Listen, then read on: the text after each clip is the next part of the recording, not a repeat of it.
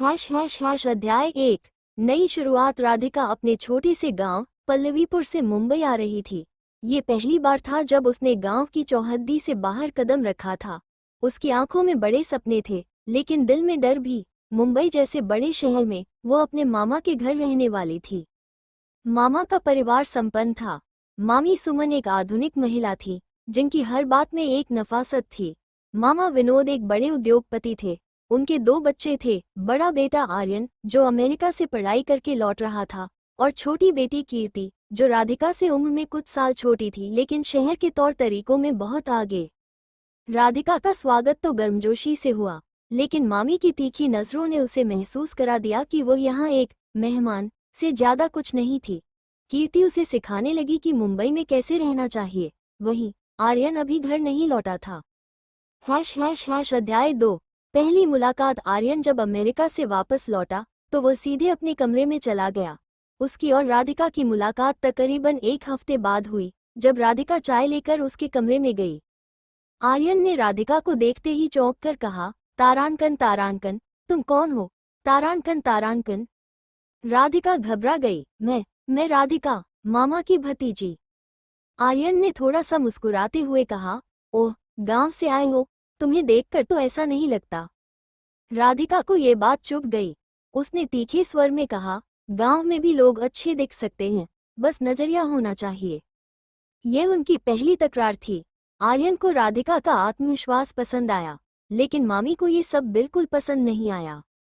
अध्याय 3। खट्टा मीठा रिश्ता। घर में धीरे धीरे राधिका और आर्यन की नोकझोंक बढ़ने लगी। हर सुबह आर्यन उसे ताना देता और राधिका उसे मुंहतोड़ जवाब देती। कीर्ति ने एक दिन मजाक में कहा, तारांकन तारांकन, भैया कहीं तुम्हें दीदी से प्यार तो नहीं हो रहा? तारांकन तारांकन। आर्यन ने हंसते हुए कहा, प्यार इस गंवार लड़की से? बिल्कुल नहीं। राधिका ने सुना और मन ही मन ठान लिया कि वो खुद को साबित करेगी। अब राधिका ने खुद को बदलने का फैसला किया। उसने शहर के तौर तरीके सीखने शुरू किए। कीर्ति उसकी मदद करने लगी। वो आर्यन को ये दिखाना चाहती थी कि वो किसी से कम नहीं है।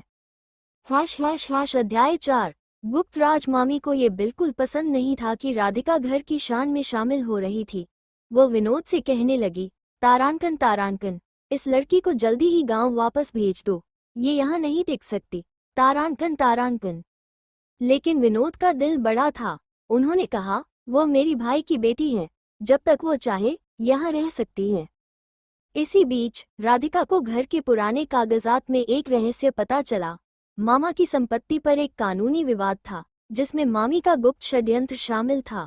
राधिका ये बात किसी को नहीं बताना चाहती थी, लेकिन वो जानती थी कि यह सच आर्यन को जरूर पता होना चाहिए।